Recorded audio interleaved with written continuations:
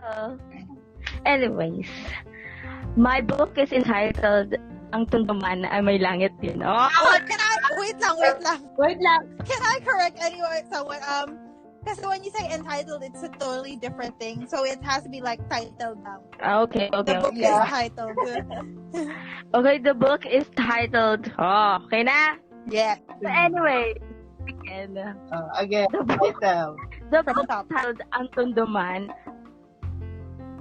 by Andres Cristobal Cruz. Diba? Yun nga, sabi ko, hindi lang siya nagdo-dwell doon sa romantic genre ng book. Pero ano din sila, nakakilig din sila basahin niya. Anyways, yun nga yung book. I tried again. Kaya nagustuhan ko siya kasi nga, it tackles a lot of issues, like for example, the social injustice, the economic injustice, as well as the political system ng Pilipinas. Diba? Mabigat na siya. And it's set in Tundo. So there's poverty and everything. Yes. Kasi diba sabi nga ni Catriona Gray, the life in Tundo is very poor. sad. It's very sad. Diba? It's very poor, very sad. Yes. And siguro, the writer just used Tundo since we all know that Tundo, Manila is very chaotic. Tundo naman, diba? Yeah, Tundo, Manila. Tundo, Manila is very chaotic as well as yung poverty talaga. Di ba Tondo? No? No, Tundo? it's Tondo. Ba't ang bilis niya? Hindi, ba't ang bilis? Isn't it Tondo? Hindi yung Tondo. Tondo, Manila? Oh, never mind, doesn't matter. Whatever. Hari ng Tondo! Hari ng Tondo, diba? Oh my God! Sorry, na-copyright tayo. Di ba Tondo? Okay. Na-copyright tayo ulit. Yun. Ako. So, yun.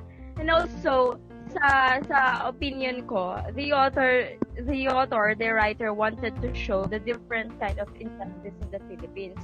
Like, for example, there is one character there, si Dolores. Kung natatandaan pa doon, since yun, si Dolores doon, di ba? Nabuntis siya talaga ng ano niya. She was a maid there. Ano siya, kasambahay. And nabuntis siya doon. So, in exchange of her silence, dahil nga mayaman siya, dahil may pamilya din yung lalaki, in exchange of her silence, she was offered by a big amount of money.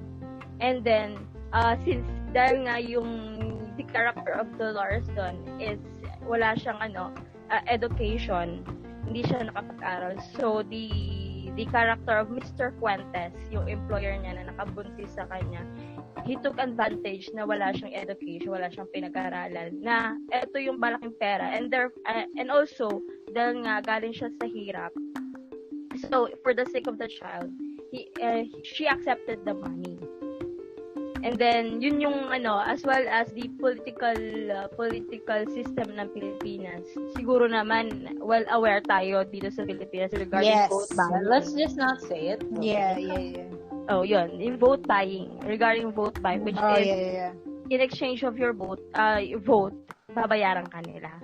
So, yun. Parang, kaya ko nagustuhan yung story ng book na to. It's because, yung alam mo yan, yung hindi ka nakarating ng Tundo, pero yung vivid description of Tundo andun na sa mismong story. And as well as I remember one time na nung binasa ko kasi ito when I was 4th year high school. Yeah. Naisip lang ako kaya binasa ko. College ako, binalikan ko siya ulit kasi nga kailangan namin sa subject namin. So anyway, I remember one time, one particular chapter and incident doon na umiyak ako. Yeah, that's how you know it's good. I just couldn't appreciate it because it's good. Kasi the protagonist of the story si Victor doon, and then yung brother niya kasi brusko. And then yung yung palaaway, yung talagang everyday. I see. Yeah, everyday talagang nagbabasag ulo siya. So, yeah. Then there's one particular incident na nasaksak siya Umiyak ako kasi, although, despite na ganun yung character niya, may soft side siya sa kapatid niya. Yung parang close na close sila. Parang ako, yung part na yun, naalala ko yung iyak ako ng part na yun. So yun, yung regardless naman dun sa may mismong title na, which is Ang Tundo Man na May Langit dun, the writer himself create a character which proves that na kahit ganun yung style ng Tundo, yung environment ng Tundo, which is kung sa atin man tinatawag na kunyari yung yung lugar na hindi nasisikatan ng araw ay sisikat din ng araw. Parang ganun yung Oh, yeah. Yung ang Tundo Man May Langit din. So therefore, one character, the protagonist there, prove na eto, there is still hope. Kasi, di ba, yung way kasi ng living ng sa Tundo, it's a matter of survival. Kasi nga, poverty out of poverty. So therefore, yun yung pinakita ng writer sa mismong ikot ng story, which is nga regarding nga dun sa vivid description of Tundo, as well as the issues that we are up until now na nangyayari at na experience pa rin natin. Yep. And also yung tawag doon, also yung Tundo Man ay May Langit din. Kasi si Victor Don, he was the first professional. He became the first person na nakagraduate sa college sa Tundo. So therefore, talagang pinatunayan niya na there is still hope despite of this kind of environment. Yung tinatamatan. Yeah. So yun, kaya nagustuhan ko din siya. Kasi, actually, yung pagkakagawa niya talaga ng yung wording niya, maganda yung pagkasulat. Yeah. Yung wording niya, yung style ng ng narration niya, maganda. And also, dun sa story, each characters doon, natatest yung principles and values nila sa buhay nila. Kasi nga, they are bound with this kind of poverty. Yun, yung kaya ganito. So, natatest yung mismong kung ano yung pinaniniwalaan nila. So, yun. What's your question? So, yun. Ito yung question ko. Makinig ka na mabuti. Yes. If you were at that place and situation, barely surviving, are you still willing to stick within your principles and values? Or you're going to defy your own principles just to survive? Yes.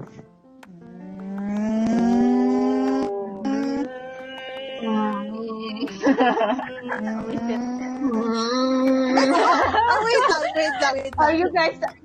No, it's hard kasi to say.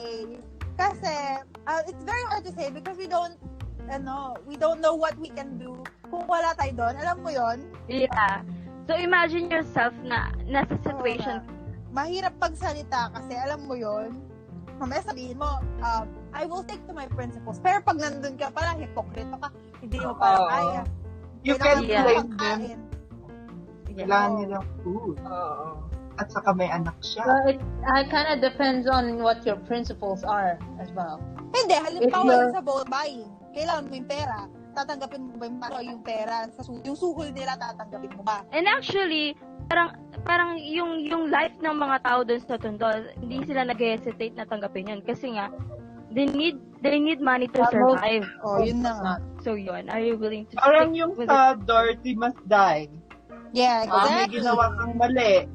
You must think, intindihin mo yung consequence. Dapat pagbayaran. Pero kung yun nga, situational. No, the consequence. Di ka man makulong yung bansa mo naman. Oo. True. Yun. You know, yung consequence mo is yung system ng bansa. But also, hindi ko alam kasi mahirap talaga magsalita. Sabi ko nga idealistic ako. Syempre, diba? Kasi syempre sasabihin ko na, how will you live with yourself? Kung, if you do something that defies everything you believe in. Parang, how will you go on facing the future, Parang nangyari yung ganun. Kasi, and then, integrity mo din kasi yung nakasalalay dun. Yun na nga din. like choosing kung anong mas pipiliin mo. Pride mo prinsipyo. Prinsipyo. Pagkain o prinsipyo. Yeah. Parang You gano'n. must know your situation. Yes. In my case, I don't vote. I'm saying that now. So Pero- the vote buying won't affect me that much. Hindi. Yeah. Tingnan mo kasi. Hindi kasi Depende. kung ikaw nga siya. Kaya, Oo nga. oh, Ano well, ba? what are her principles? Because my principles doesn't really get affected that much in that situation.